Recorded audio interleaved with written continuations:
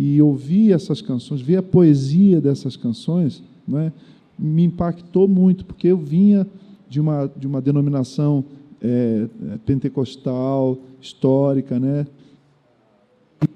e a música era o inário, ou era uma música, eu diria assim, desse tipo de música brega do interior, uma música meio caipira, assim, lá do Rio de Janeiro, né? Música, mas é mesmo. Eu nunca tinha ouvido essas não, do duas interior, palavras juntas. do interior do Rio de Janeiro. Me Então, alegra aquelas muito, assim, duplas, ouvir né? essas Eram palavras duplas, juntas. né? Eram umas duplas e tal. E aí a estética era diferente, porque primeiro eram canções curtas. Me choquei com cada instante, por exemplo, muito pequenininho. Ou então, como a roseira em flor, do Aristeus. Como assim uma canção falando da roseira, né? Também E aí a gente pode começar a falar sobre criatividade, né? Você não tinha consciência, assim, estou fazendo um trabalho criativo, ou tinha uma espécie de um manifesto, não um manifesto, né? Não declarado, assim, vamos mudar, vamos fazer uma revolução, porque eu acho que um disco que tinha bossa nova, que tinha uma poética assim, causou uma estranheza muito grande. Tinha espiritualidade, tinha conteúdo bíblico, abençoava as pessoas, né? Foi instrumento de Deus para a evangelização e até para a conversão das pessoas. Semana mesmo, estava lá colocando em dia as mensagens no Facebook, as pessoas que acompanham a gente. Pastor, obrigado, eu estive numa crise muito forte, eu ouvi aquela sua canção, Deus falou muito comigo. Ou seja, isso é uma coisa muito legal, a gente saber que o que a gente escreveu no quarto, não é, com o violãozinho ali no momento de crise, se tornou uma ferramenta para a edificação, né? Foi uma ferramenta do Espírito Santo para dizer, meu filho, sai aí dessa depressão, sai da droga, não é? Mas a pergunta é, você tinha consciência de que tinha uma causa, vamos fazer uma música mais brasileira, mais criativa, ou foi, de novo, como um avivamento, você estava dentro, mas não sabia que estava, era o peixe na água, e se perguntar para o peixe, eu sei que é um clichê, o que é água, ele vai falar assim, blu, blu, blu. Gloob, gloob. Gloob, gloob. Eu acho que eram os dois, um pouquinho de cada um, no caso dessa mudança para a música brasileira, porque o que eu percebi nessas andanças e virando o olheiro é que tinha muita gente competente, capaz, com extrema criatividade no coração, com poesia linda. O Pimenta era um super poeta, o Jorge Heder era uma melodia atrás da outra, falando, não é possível que esse cara tenha uma melodia nova no coração toda semana. Eu encontrava com ele, o Gui, tem mais uma música. Eu falei, não é possível, cara, você para um pouco, dá uma respirada aí.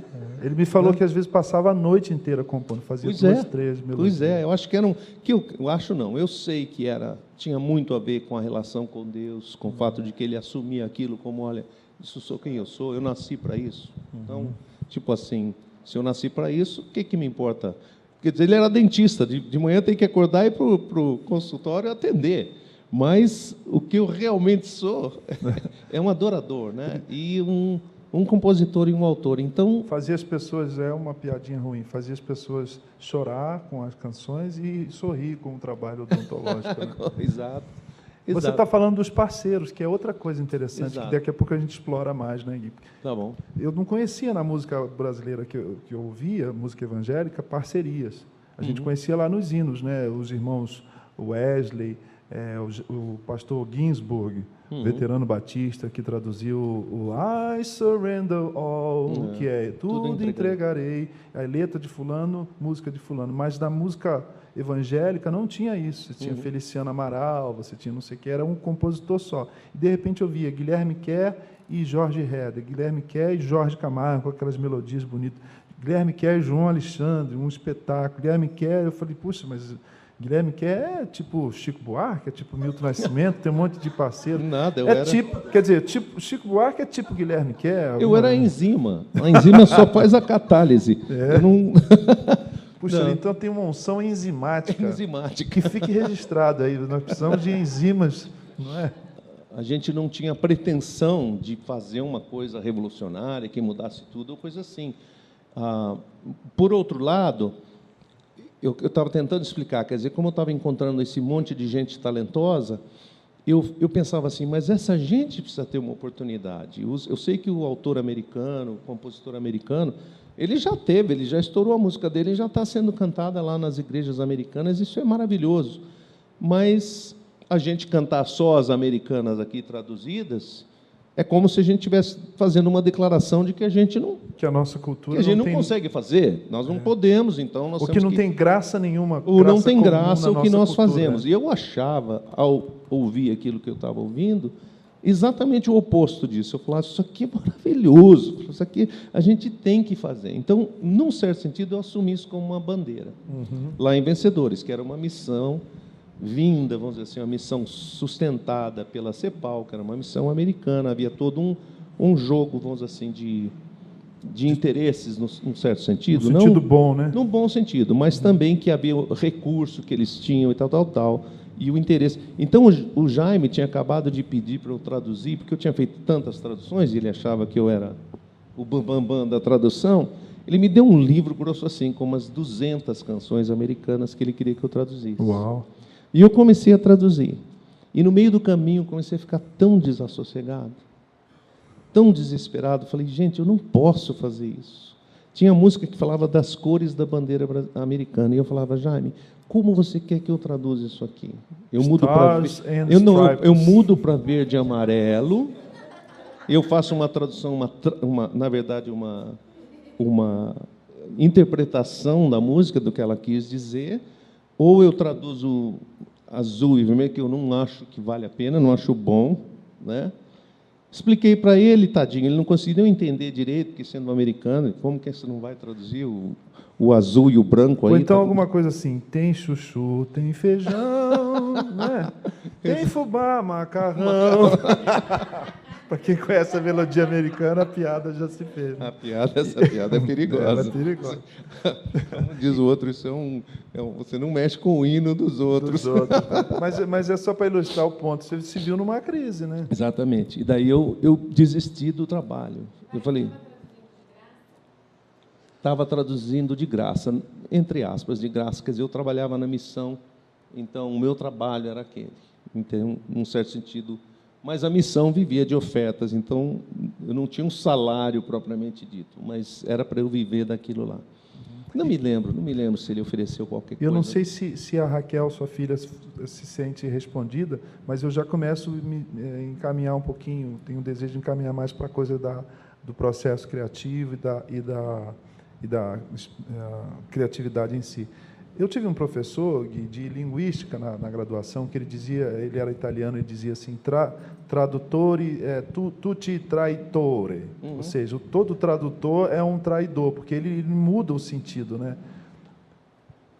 Traduzir pode ser um ato tão criativo como compor, já que a gente não larga a mão, não abre mão de traduzir, porque deixa eu dizer por quê. Salvador Maravilhoso, aquela canção que eu lembro direitinho, 2004, a gente chegou lá na sua casa, na Flórida, você falou, olha, tem uma canção aqui que Deus colocou no meu coração, Gerson, grava lá no Brasil, e muitas igrejas cantam, Salvador maravilhoso, Deus que tomou meu lugar.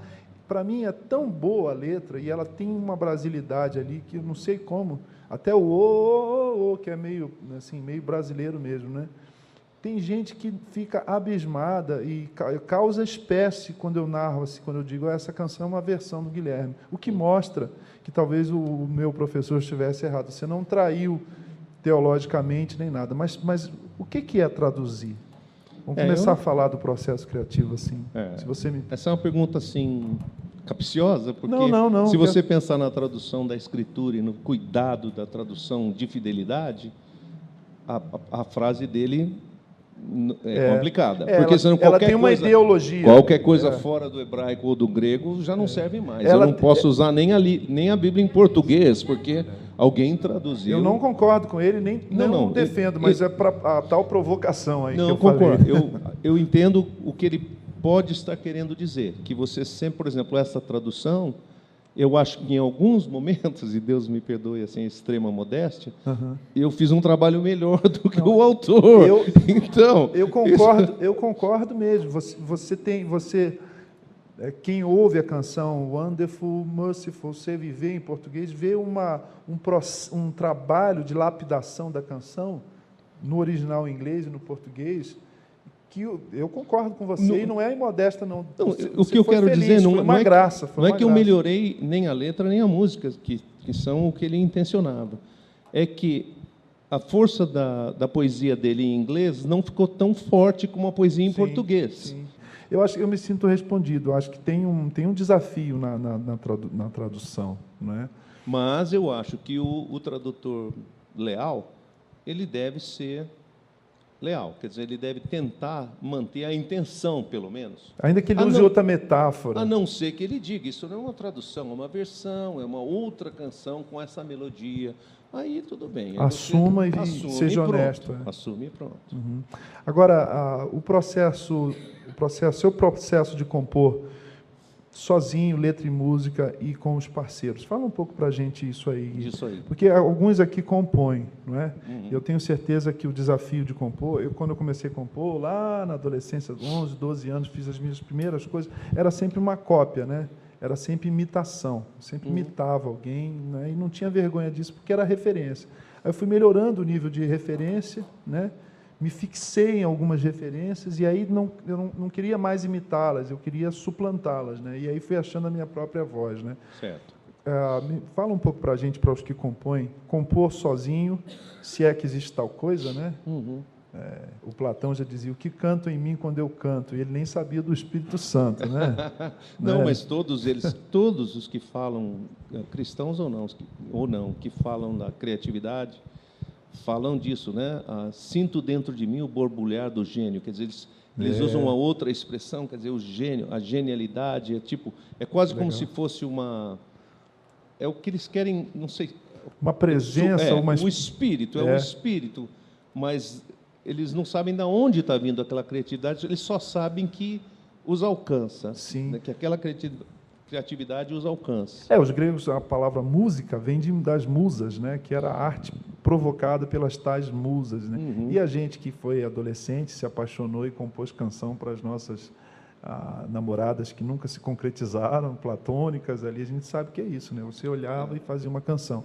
Agora, você acha que é mais difícil compor sozinho, sendo ainda mais específico na pergunta, ou em parceria? Olha, para mim é mais difícil porque eu não me considero um compositor, eu me considero muito mais um autor, ou seja, eu prefiro escrever letras, né? Uhum. do que escrever canções. Não é que eu prefiro, eu gostaria muito de escrever canções, eu gostaria de ser o Heather, mas eu não sou, eu sou eu não tenho uma canção por semana. Mas eu ia falar dessa palavra, inspiração, que também deriva da palavra espírito, que deriva do sopro, que significa sopro, o sopro. Alguma coisa que vem do Espírito, que vem do Espírito de Deus. Então, eu creio que tanto para escrever letras, como... Existe uma coisa, por exemplo, para escrever letra, que é o meu forte. Eu não preciso ficar fazendo muita força, porque é o meu dom, é um presente, eu não sei explicar. Eu não consigo explicar para alguém e dizer assim, olha, como é que você fez essa canção? Você fez uma vez, depois você jogou fora, fez uma outra versão, você fez, depois foi corrigir. Raramente. Em geral, eu termino, está pronto. Se eu corrigir 2 ou 3 palavras, é porque... só por escolha, só por, vamos dizer assim, querer burilar, vamos dizer assim, preciosismo. Mas não é porque eu achasse que, olha, precisa... Então, por exemplo... Não fica bem a gente passar bem, o outro carestia. Além de ser poesia ótima, é profecia melhor ainda, né? Para quem está vivendo o que a gente está vivendo aqui no Brasil. Mas você ia dar outro exemplo. Eu teria vários da tua obra aí, né? Então, mas, por exemplo, então, trabalhar com os outros sempre foi muito gostoso. E nós fizemos muitas vezes isso de uma forma proposital. Não assim... você deixa o Deus dará, quem sabe um dia eu te encontro, aí a gente senta e faz uma música. O Deus dará é um falso ídolo, né? Um falso Deus, né? É um falso ídolo, não, é um ídolo verdadeiro, é um falso Deus, né? É um falso Deus.